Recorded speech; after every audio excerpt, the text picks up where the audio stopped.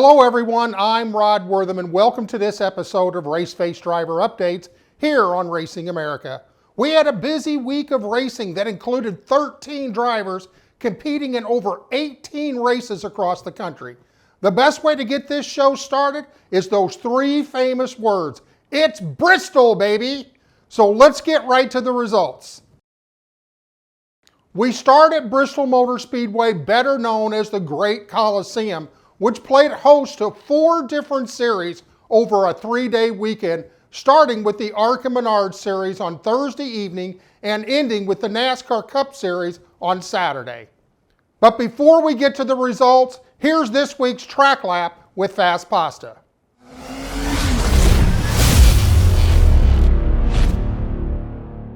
Hello everybody, Anthony Alfredo here, and I'm going to take you for a few laps around Bristol Motor Speedway, the last great Coliseum. It's one of my favorite racetracks. As you can see, one of the first very unique things about this track is that there's actually 2 pit roads on the front stretch and back stretch, so you enter down your respective side under green flag conditions. But we're going to get up to speed here. This track is extremely fast. It's made of concrete, a ton of banking, a lot of grip as well. You can run really high right against the wall just like that as the groove widens up, and roll the center really fast, tip into that throttle, and get a long straight run down each straightaway, and just zing around this place with a ton of momentum. Hope you all enjoy the races this weekend. Thanks for tuning in. It's been a track lap with Fast Pasta. Both Jesse Love and Connor Mosack were competing in the ARCA Menards Series Busch Beans 200 on Thursday night, where Jesse qualified 4th and Connor 5th. Once the green flag dropped, both racers ran in the top 10 for the entire race. Connor finished 9th in his number 23 Brett Holmes Racing Nick Taylor Chevrolet, and Jesse finished 10th in his number 20 Venturini Motorsports Crescent Tools Toyota. Up next for the ARCA Menards Series, Salem Speedway on October 1st. Now on to the second race of the night, the Camping World Truck Series University of Ohio 200, again featuring 2 of the Raceface drivers, Connor Mosack and Caden Honeycutt. Neither driver had qualifying results that they wanted. Connor would start the race from the 21st position and Caden from 27th. Connor was in his number 32 Brett Holmes Chevrolet. The truck had speed to run in the top 10, but had radio issues the first 40 laps, and you can't run at Bristol without good communications with your spotter. Connor had to make a stop to fix the radio issue and went 3 laps down and never had a chance to get those laps back, resulting in a 31st place finish. Up next for Connor, Martinsville Valley Star Credit Union 300 on Saturday. Now on to Caden Honeycutt, who was in the On Point Motorsports number 30 Rangeline Friends of Jacqueline Foundation Toyota. Caden qualified 27th when he got his truck sideways coming off of turn 4. But at the drop of the green flag, the Texas driver started his march towards the front, finishing stage 1 in 22nd and stage 2 in 9th. We were able to catch up with Caden right after the race for his take on the evening.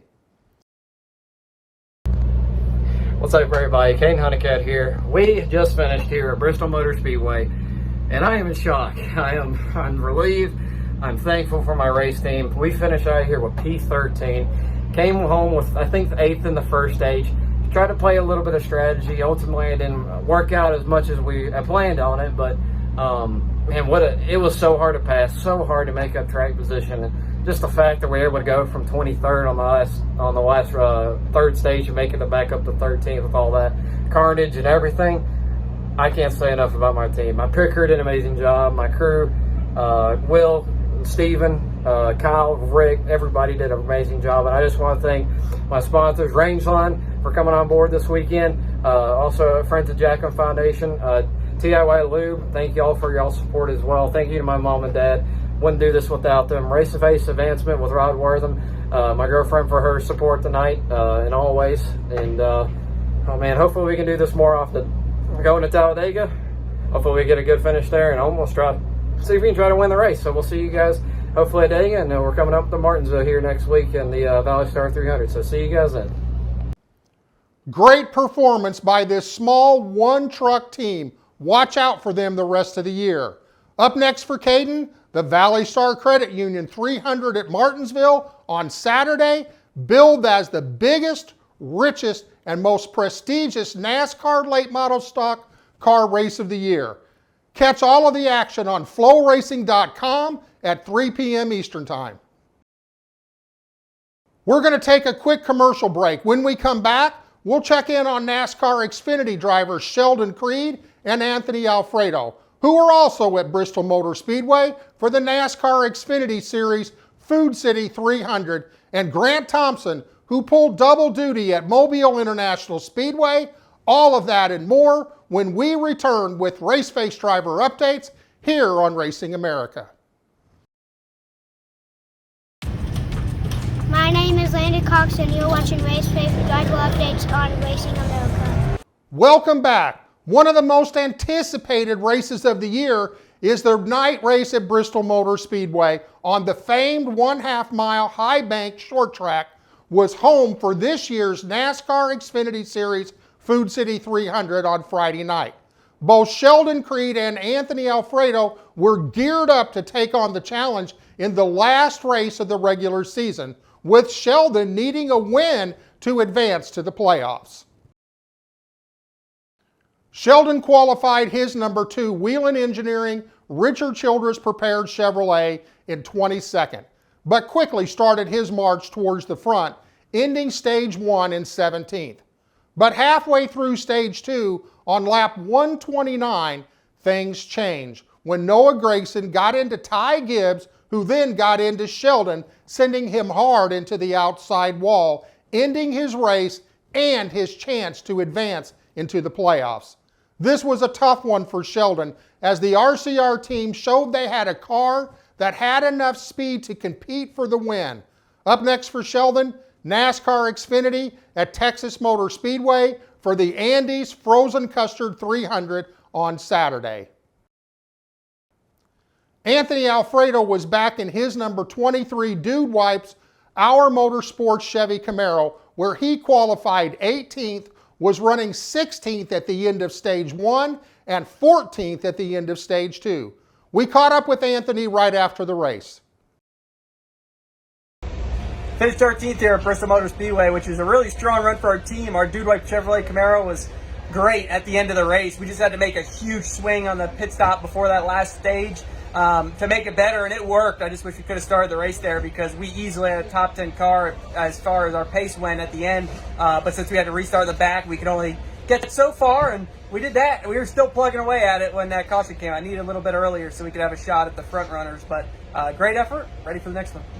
Great run, Anthony. This team deserved a good finish. Up next for Anthony, Texas Motor Speedway on Saturday. And you can catch all of the action on the USA Network, starting with qualifying at 11 and the race at 3:30 Eastern Time. Grant Thompson was pulling double duty at Mobile International Speedway in the Outlaw Late Model and the Pro Late Model. We start with the number 21 Sotex Motorsports Outlaw Late Model, where Grant qualified second and finished in second. On to the number 54 Proactive Motorsports Friends of Jacqueline Pro Late Model, where the young Alabama driver led every lap, parking it in victory lane. Here's what Grant had to say after the race. Hey everyone, Grant Thompson here. Just finished up our double duty weekend at Mobile International Speedway. Came home P2 in the Outlaw Late Model for Sotex Motorsports. Had a really good race. Had a little bit tight of a race car by halfway through the race, but we finished up second. Started pole in the number 54 Proactive Motorsports Pro Late Model and brought it home P1. Had a hard fought race. I want to thank all my guys at Proactive Motorsports enough. I want to thank Friends of Jacqueline Foundation, Rod and Carol at Raceface Brand Development, PFC Brakes, Aero Bodies, Joe's Racing Products, KRC Power Steering, just everybody that lays their hands on these race cars. But that's a recap from Mobile International Speedway. We're winners in the Pro Late Model division, and I'll see you guys at the next one. Up next for Grant, the Pro Late Model Fall Classic at Tri-City Raceway in Benton City, Washington, with Racing Dynamics on October the 1st. I'm excited to announce that RaceFace Digital Collectible Cards is now open to all drivers. So if you're looking for a way to take your brand into the digital world and interact with fans like never before, all while earning income from your card sales, then RaceFace Digital is your answer. If you're a fan and want to collect digital cards of your favorite race drivers, the free fan enrollment is also open. Come join RaceFace Digital community. Check out this video.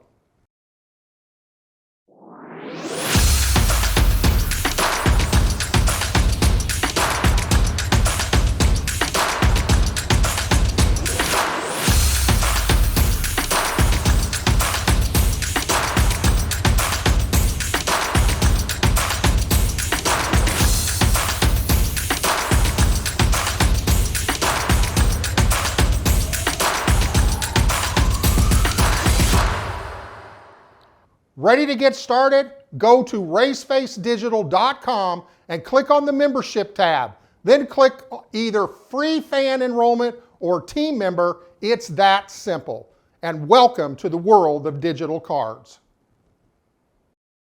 We're headed for another commercial break. When we return, we'll catch up with Cassidy Hines, super late model racing at Colorado National, junior late models at Madera Speedway with Casey Klein, and the Texas Tornado, Caden Honeycutt slinging some dirt in Texas in 2 different cars.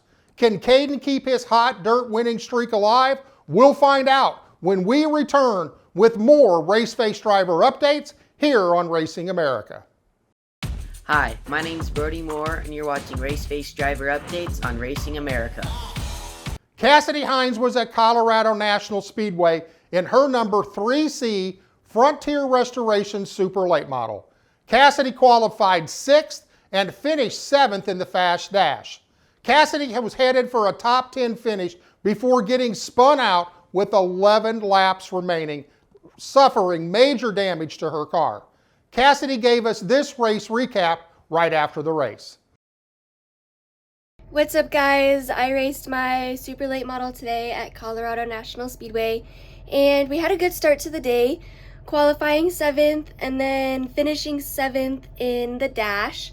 And then the main came around and I was doing good, running in about 10th, top 10. And then a car behind me came to pass me and spun me, causing me to hit the wall, messed up the rear clip, and I ended up not finishing the race, unfortunately.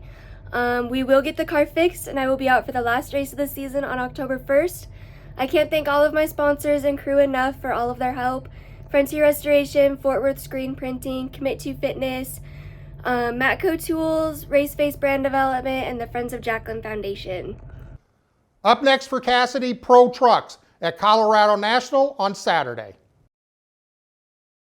Casey Klein was at Madera Speedway for round 7 of the 5150 Junior Late Model Series, where he entered the race 2nd in points, only 3 points out of the championship lead. Casey qualified 4th, ran in the top 3 for the entire race, and was leading with 6 laps to go before contact with another car broke a drive shaft, ending his night, as well as his chances to win a championship.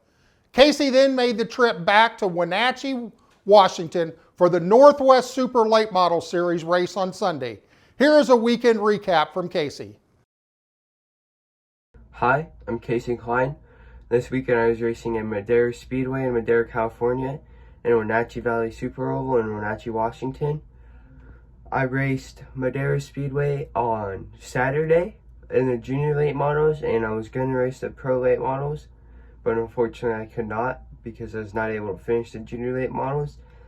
I got involved in an incident with 6 laps left leading the race, which caused me to break something in the car, which was not fixable for the pro lates, so I was not able to race the pro lates. But I'd like to thank Nate Claire Motorsports for giving me a fast car for that weekend. And then I flew home to race Wenatchee Valley Super Oval in the Super Lates on Sunday. I had a good car all throughout practice. I was in the top 10. And then in qualifying, I ended up qualifying 13th because we did not put enough lap on tires for qualifying.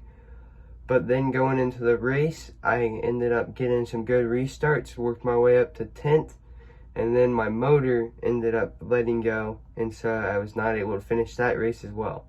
But I'd like to thank all my sponsors: Stingray Farms, Mountain View Polaris, Sporty's Steakhouse, Farmer Bean and Seed, Klein's Auto Sale, Friends of Jacqueline, and Raceface Advancement.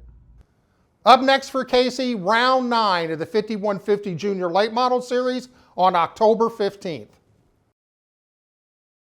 Caden Honeycutt was back in his home state of Texas to pull double duty in dirt limited modifieds for Buckmeyer Motorsports. In the heat race, he started 8th and finished 3rd, earning valuable passing points for the mechanical bull ride. Don't even ask. On to the A main, where Caden started 4th, worked his way to 2nd, then passed for the win on the last lap in the last corner, picking up the $2,500 check on his way to victory lane. Now on to the dirt late model, where he set fast time overall, won his heat race. Caden then started 6th in the A main with the redraw and finished 2nd in the A main, but he was leading the last lap before getting off track. But what a great run for the Texas Tornado. We're headed for our last commercial break. When we come back, we'll check in on Cole Denton, who was at Lanier Raceplex, and Carter Whalen and Landon Cox in round 6 of the Dixie Shootout at North Georgia QMA. We'll be right back with more Raceface driver updates here on Racing America. Hi, my name is Joey East, and you're watching Raceface driver updates on Racing America. Welcome back. Cole Denton was at Lanier Raceplex in his number 46 Mellow Yellow Bandolero, fresh off of his INEX National Championship. He was at Lanier for the first 2 races of the Lanier Summer Series. Can the young Mississippi driver continue his dominance? Let's check in with Cole to find out. Hey race fans, it's Cole Denton. The past 2 days we've been at Caffeine and Octane's Lanier Raceway for a 2-race series of the first 2 races of the Lanier Summer Series. I qualified 3rd in the first race, but a freak thing happened and I started pole. When we went green, I dropped the hammer and never looked back, parking my number 46 INEX Bandolera in victory lane for the first time of the 2 days. Race number 2, I qualified 2nd and I started on the outside, so it was a rough start, but I fell back to 3rd and I had a great battle for 2nd and finally picked off 1st and 2nd to take my number 46 INEX Bandolera in victory lane for the 2nd time in 2 days. I want to thank my mom and dad, Bacon Racing, my grandparents, Raceface Advancement, the Friends of Jacqueline Foundation, Byers Construction, and most importantly, God. And by the way, guys, today I was singing Salisbury Hill. That kid's on a roll. That's 31 wins so far this year. And up next for Cole, Chris Motorsports Park on Saturday. Carter Whalen was at North Georgia QMA for round 6 of the Dixie Shootout in his Landon Cox Racing Heavy Honda, Heavy 160, and Heavy World Formula. Carter put all 3 cars into the A main, but let's go to the driver for a post-race recap. Hey guys, just got back here from the 6th round of the Dixie Shootout Regional Series at NGQMA. Parked all 3 cars in the A mains. Heavy Honda, didn't really have the fastest car. I believe I finished around 7th. Heavy World Formula, we had a mechanical failure and didn't get to start the race, unfortunately. But Heavy 160, we had a pretty fast car. I ran 2nd to 3rd about all race, and then coming to 2 to go, got passed, ended up finishing 4th. So pretty good day in Heavy 160. Can't thank all my sponsors, especially Landon Cox Racing, Ultimate QM, Mark Tuckler RV, Conquest Strategic Marketing, and A1 Auto Cores. Landon Cox was also at North Georgia QMA for round 6 of the Dixie Shootout, where he also put 3 cars into the A main. Landon finished 6th in Junior Honda, 3rd in Junior 160, and parked his junior animal in victory lane. On Sunday, Jesse Love competed in the ARCA CRA Super Series Glass City 200 at Toledo Speedway in his JBL Donnie Wilson Racing Toyota. Jesse topped the charts in the second practice and then qualified third and started fourth with the invert. But it didn't take him long to take the lead as he passed Kyle Crump for the lead on lap 5. Jesse held on to the lead after restarts on lap 14 and then again on lap 25. Jesse maintained the lead until lap 83 when race winner William Solowich got past Jesse and he had to settle for a second place finish. Not a bad outing considering Jesse was there to get valuable seat time for an upcoming ARCA Menards race at Toledo on October the 8th. That's it for this week's RaceFace Driver Updates. And remember, if you've missed any of our shows, you can get caught up at raceface.tv on demand. Don't forget to follow us on social media. Make sure to check out Speed Zone Race Store for the latest in apparel. As always, we encourage you to support local racing in your communities. We'll be back next week with more from your favorite RaceFace drivers. So go out there, have a great race week. I'm Rod Wortham. Thanks for watching.